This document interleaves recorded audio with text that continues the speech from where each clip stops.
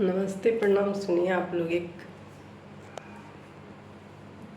माड़ो छवाई गीत है, कैसा लगता है कमेंट में ज़रूर बताइएगा आप लोग।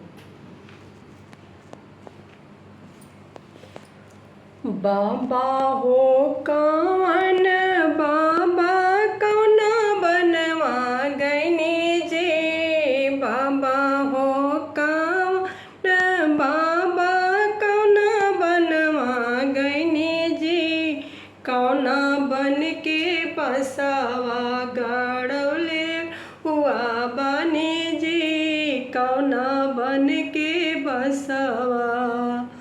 बाबा हो जानक बाबा कौना बनवा गईनी जी, बाबा हो जानक बाबा कौना बनवा गईनी जी, कौना बन के बसावा, कौना बन के बसावा गड़ौले रउआ बानी जी।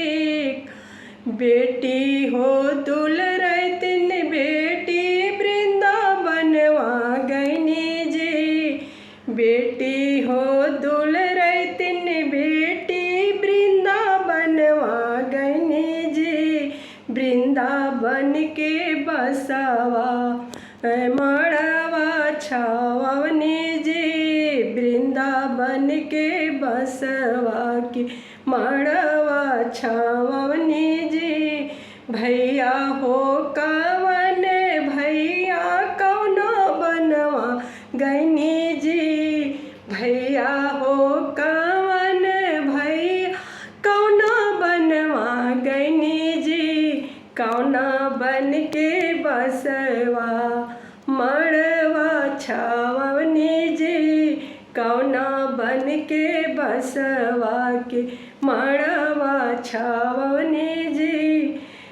दीदी हो दुलरैतिन दीदी वृंदावनवा गईनी जी, दीदी हो दुलरैतिन दीदी वृंदावनवा गईनी जी, वृंदावन के बसवा वृंदावन के बसवा के मड़वा छावनी जी, वृंदावन के बसवा के मड़वा छावनी जी, वृंदावन के बसवा के मड़वा छावनी जी।